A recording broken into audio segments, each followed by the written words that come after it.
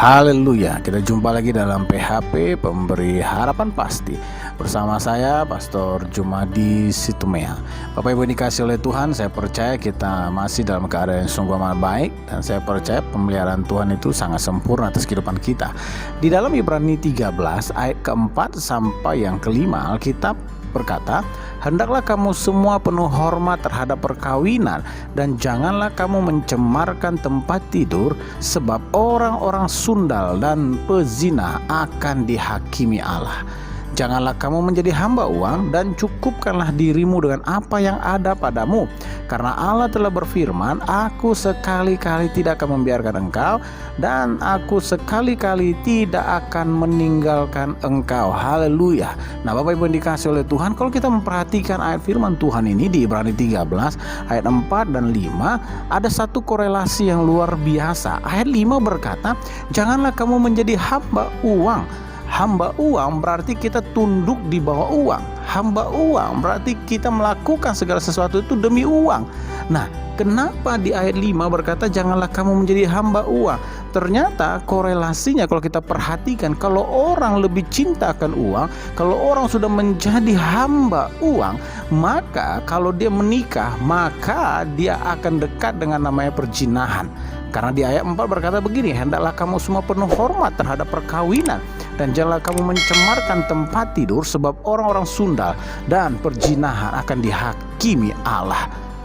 Bapak Ibu dikasih oleh Tuhan, saya melihat ada satu korelasi yang luar biasa. Kalau orang menjadi hamba uang atau orang menjadi budaknya uang, maka hal-hal ini akan dekat dengan dia. Yang pertama adalah perzinahan dan persundalan.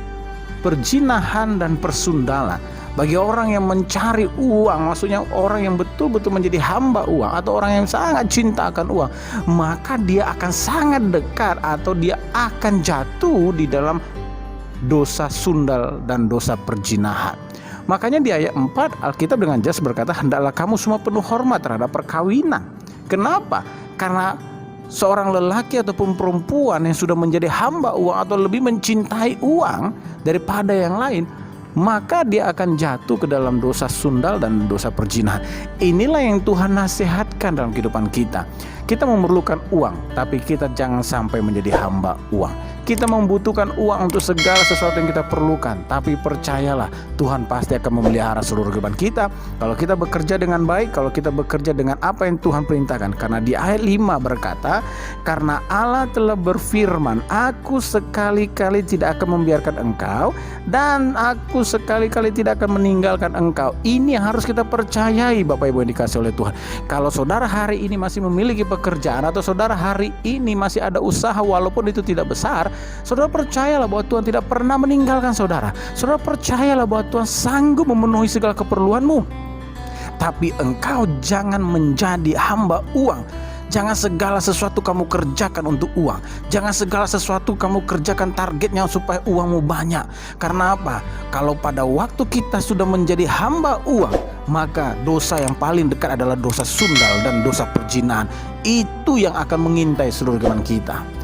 Saya mengingatkan sesuai dengan kebenaran firman Tuhan hari ini. Hati-hati, kita memerlukan uang, kita membutuhkan uang dalam kehidupan kita, tapi jangan sampai kita menjadi hamba uang. Hanya saudara dan Tuhan yang tahu apakah saudara menjadi hamba uang atau saudara menjadi tuannya uang. Maksudnya kalau saudara menjadi tuan atas uang, uang itu kita gunakan sesuai dengan apa yang kita inginkan.